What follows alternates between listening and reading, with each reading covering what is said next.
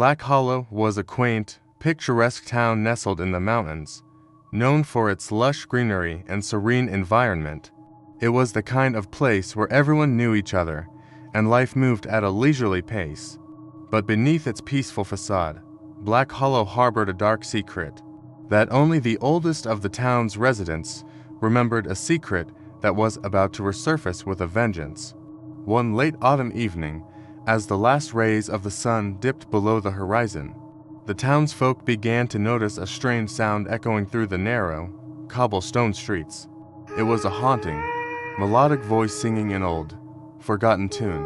The voice was eerie, yet strangely beautiful, and it seemed to come from everywhere and nowhere all at once. Maria, a young woman known for her curiosity and adventurous spirit, was the first to hear the song. She was walking home from her job at the local bakery when the melody stopped her in her tracks. She glanced around, but the streets were empty, and the only movement came from the leaves rustling in the wind. As Maria stood there, listening intently, she noticed something else. The doors and windows of the houses around her were shut tight. The usually lively town had fallen silent, and an oppressive sense of fear hung in the air. Maria quickened her pace, eager to get home and away from the unsettling feeling that had settled over Black Hollow. When she arrived home, she found her parents in the living room, their faces pale and drawn. "Did you hear it?" Maria asked, her voice barely above a whisper. Her mother nodded, her eyes wide with fear. "The song. It's her. She's come back." "Who?" Maria demanded. "Who's come back?" Her father sighed heavily. "It's an old legend, Maria. One that we hoped was just a story. But it seems the beggar woman of Black Hollow has returned." Maria sat down, her curiosity piqued despite the fear gnawing at her insides. "Tell me everything." Her father leaned back in his chair and began to recount the tale. "Many years ago, when your grandmother was just a child, there was an old beggar woman who lived on the outskirts of town. She was poor, with tattered clothes and wild, tangled hair. The townsfolk shunned her, fearing her strange appearance and the rumors that she practiced dark magic. One harsh winter, her mother continued, the woman came into town, begging for food and shelter. But the people turned her away, slamming their doors in her face. She was found frozen to death the next morning, just outside the town's borders." Maria shuddered. "That's horrible, but why would she come back now?" "Before she died," her father said, his voice trembling, "she cursed the town.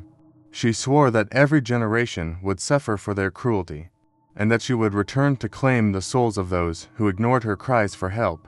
As the night wore on, the haunting melody continued to echo through the town, growing louder and more insistent. The townsfolk huddled in their homes, praying for the dawn to come and banish the eerie song. But, as the days passed, the voice only grew stronger, and the fear that gripped Black Hollow deepened. Maria couldn't shake the feeling that the beggar woman's spirit was trying to tell her something. Determined to uncover the truth, she began to investigate the old legend, talking to the town's elders and searching through dusty old books in the library. She learned that the beggar woman, whose name was Eliza, had once been a respected healer in a nearby village. But after a tragic accident took the lives of her husband and child, Eliza had been driven mad with grief. She wandered the countryside, her mind broken, until she finally arrived in Black Hollow, where her tragic end awaited her. One evening, as Maria pored over an old journal in the dim light of her bedroom, she found a passage that sent chills down her spine. It described a ritual that could potentially break the curse and lay Eliza's spirit to rest. The ritual required an offering of compassion and kindness, something that Eliza had been denied in her final moments. Determined to put an end to the haunting, Maria gathered her friends, Thomas, Sarah, and Jack, and shared her plan. They would go to the spot where Eliza had died and perform the ritual, hoping to bring peace to her restless spirit. The night of the ritual was cold and moonless, the darkness pressing in on them as they made their way to the outskirts of town. They carried with them offerings of food, blankets, and a small, handmade doll, tokens of the kindness that Eliza had been denied.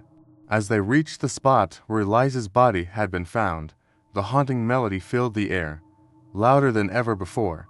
The friends formed a circle and placed their offerings in the center, then joined hands and began to chant the words Maria had found in the journal.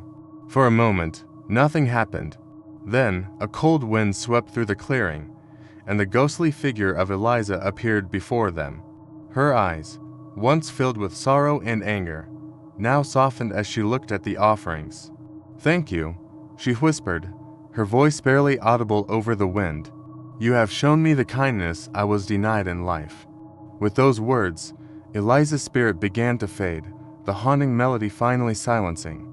The oppressive feeling that had gripped Black Hollow lifted, and the friends felt a sense of peace settle over them. The next morning, the town awoke to find the air clear and the sense of fear gone. Maria and her friends shared their experience, and the townsfolk realized the importance of compassion and kindness, vowing never to turn away someone in need again. Years passed, and the legend of the beggar woman of Black Hollow faded into history. But Maria never forgot the lesson she had learned and made it her mission to ensure that no one in her town ever felt alone or abandoned. And so, the haunting of Black Hollow came to an end, a tale of sorrow, turned into a lesson of love and compassion that would be remembered for generations to come. Decades passed, and the story of Eliza, the beggar woman, became a cautionary tale told to children at bedtime. The town of Black Hollow thrived, its residents kinder and more united than ever before. Maria, now an elder herself, often shared her experience with the younger generation, ensuring that the lessons learned from the haunting were never forgotten. One crisp autumn night, a new sound echoed through the town, a familiar, haunting melody.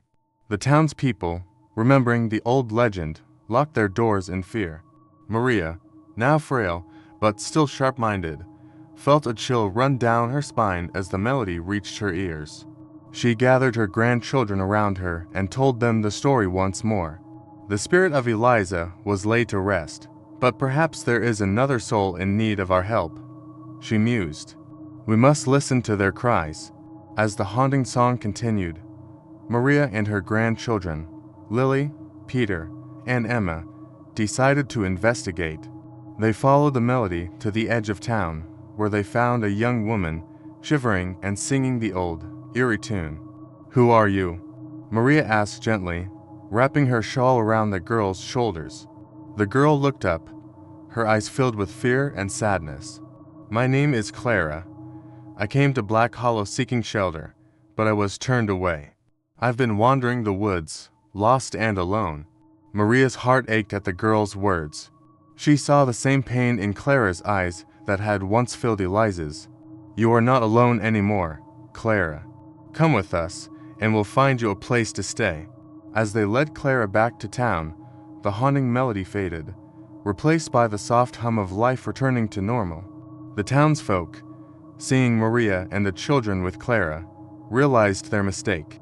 They opened their doors and hearts, offering food, warmth, and kindness. Clara found a new home in Black Hollow, and the town learned a valuable lesson. The echoes of the past must never be ignored. Compassion and kindness should be given freely, especially to those in need. Maria's grandchildren grew up, carrying the story of Eliza and Clara with them. They ensured that the town never forgot the importance of empathy, and Black Hollow became known as a place where no one was ever turned away. And so, the town continued to thrive, its people united by a bond of compassion and the knowledge that the past, though sometimes haunting, could teach valuable lessons for the future. As the years turned into decades, Black Hollow became a beacon of hope and kindness. The tale of the beggar woman and Clara was told to every new generation, a reminder of the power of compassion. Maria's family, now spread across the town, continued her legacy of empathy and understanding. But the echoes of the past had one more lesson to impart.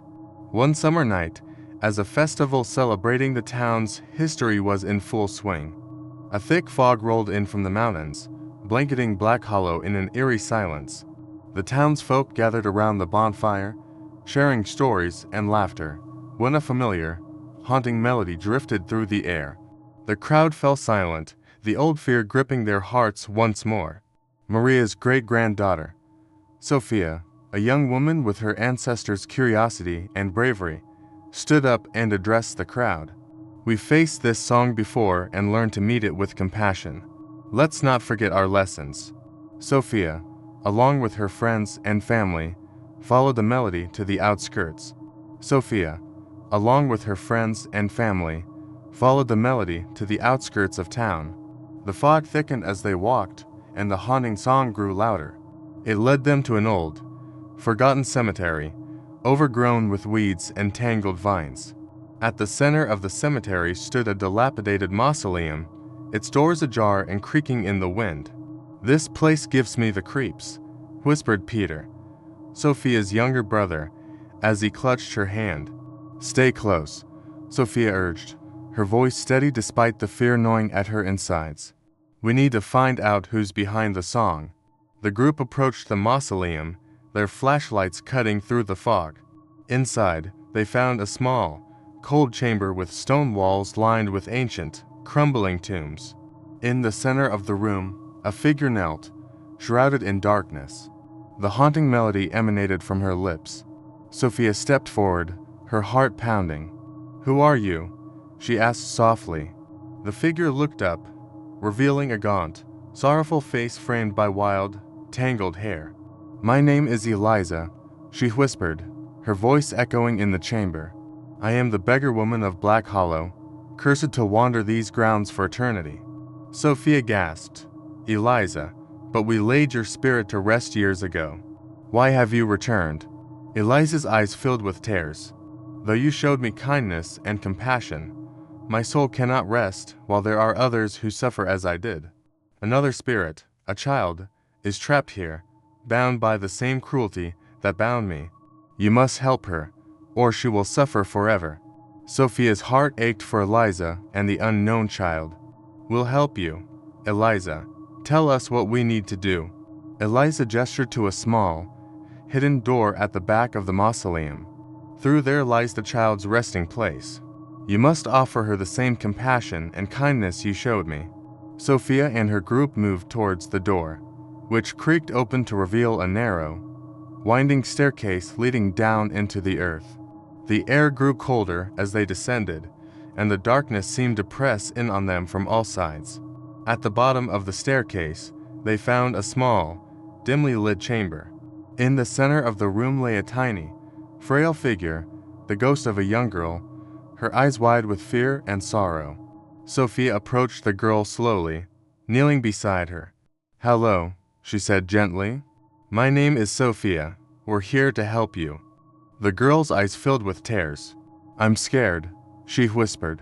"I've been alone for so long." Sophia's heart broke for the child. She reached out and took the girl's cold, spectral hand in hers. "You don't have to be alone anymore. We're here with you now." The girl looked up at Sophia, hope flickering in her eyes for the first time.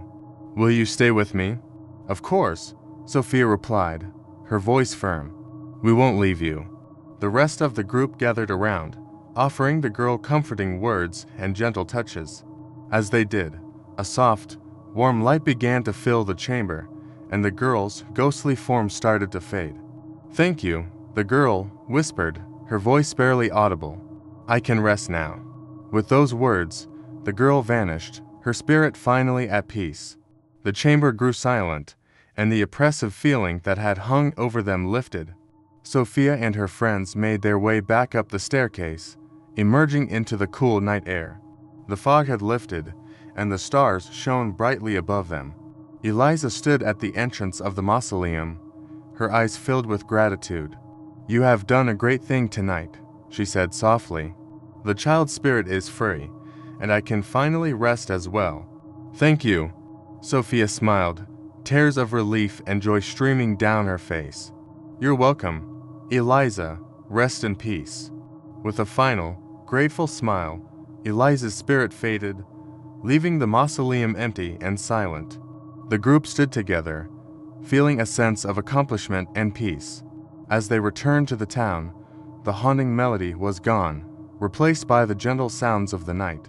The townsfolk, who had watched anxiously from their homes, emerged to greet them, their faces filled with relief and gratitude. Sophia and her friends shared their experience, and the town celebrated their bravery and compassion. Black Hollow had faced its past and emerged stronger, its people united by the bonds of kindness and empathy. Years later, Sophia stood at the edge of the old cemetery, now well tended and filled with flowers. She placed a bouquet on Eliza's grave, her heart filled with gratitude for the lessons learned and the peace that had been restored. And so, the story of the beggar woman and the haunted voice became a cherished part of Black Hollow's history. A reminder that compassion and kindness could conquer even the darkest of curses. The town thrived, its people forever mindful of the power of empathy and the importance of never turning away those in need. The haunting of Black Hollow was over, but its legacy of love and compassion would live on for generations to come.